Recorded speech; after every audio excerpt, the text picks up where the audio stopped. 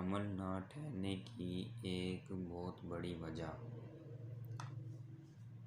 بدقسمتی سے ہمارے معاشرے میں مباشرت کو ایک گندا فعل سمجھا جاتا ہے۔ اس لیے مباشرت کے فوری بعد اکثر عورتیں حمام چلی جاتی ہیں صفائی کے لیے۔ میاں بیوی کے درمیان مباشرت ایک حلال عمل ہے جس میں نہ کوئی گندا پن ہوتا ہے۔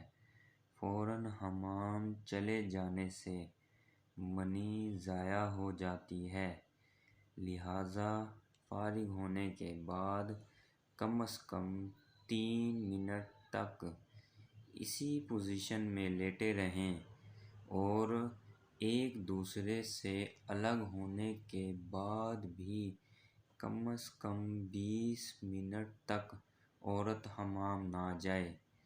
اگر عورت 20 منٹ تک حمام نہ جائے تو اس کے جو منی کے قطرے ہوتے ہیں وہ اپنے ہدف تک پہنچ جاتے ہیں۔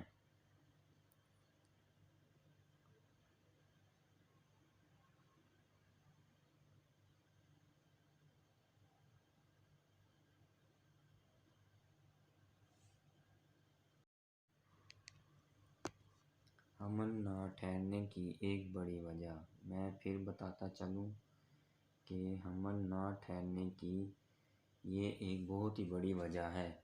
بدقسمتی سے ہمارے معاشرے میں مباشرت کو ایک گندا فعل سمجھا جاتا ہے۔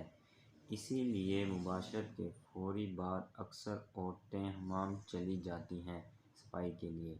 میاں بیوی کے درمیان مباشرت ایک حلال عمل ہے جس میں کوئی گندا پن نہیں ہوتا۔ فوراً حمام چلے جانے سے منی ضائع ہو جاتی ہے،